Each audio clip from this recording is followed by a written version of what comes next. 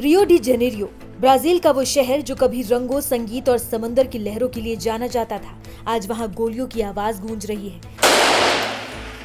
मंगलवार को यहाँ जो हुआ उसने पूरी दुनिया को हिलाकर रख दिया। एक बड़े पुलिस ऑपरेशन में 64 लोगों की जान चली गई, जिनमें 60 ड्रग तस्करी से जुड़े संदिग्ध और 4 पुलिस अधिकारी शामिल हैं। करीब 2500 पुलिसकर्मी और सैनिकों ने मिलकर इस ऑपरेशन को अंजाम दिया। ये कोई अचानक लिया गया फैसला नहीं था। इस अभियान की तैयारी 1 साल से भी ज्यादा समय से चल रही थी और इसका नाम रखा गया था ऑपरेशन रियो पैसिफिकाडो, यानी शांति की ओर रियो।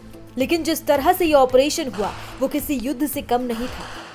रियो के कई इलाकों में ड्रग लॉर्ड्स का कब्जा है। कमांडो वर्मेल्हो और टर्सिएरो कमांडो प्यूरो जैसे गिरोह न सिर्फ ड्रग तस्करी करते हैं, बल्कि हथियारों का अवैध कारोबार, जमीन पर कब्जा और आम लोगों से जबरन सुरक्षा टैक्स भी वसूलते हैं। ये गिरोह एक समानांतर सरकार की तरह काम करता है और पुलिस के लिए इनसे लड़ना किसी युद्ध से कम नहीं है।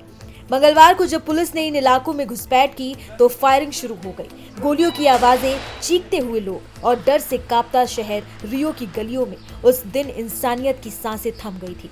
पुलिस ने 81 लोगों को गिरफ्तार किया, लेकिन इस कार्रवाई में 64 लोग मारे गए।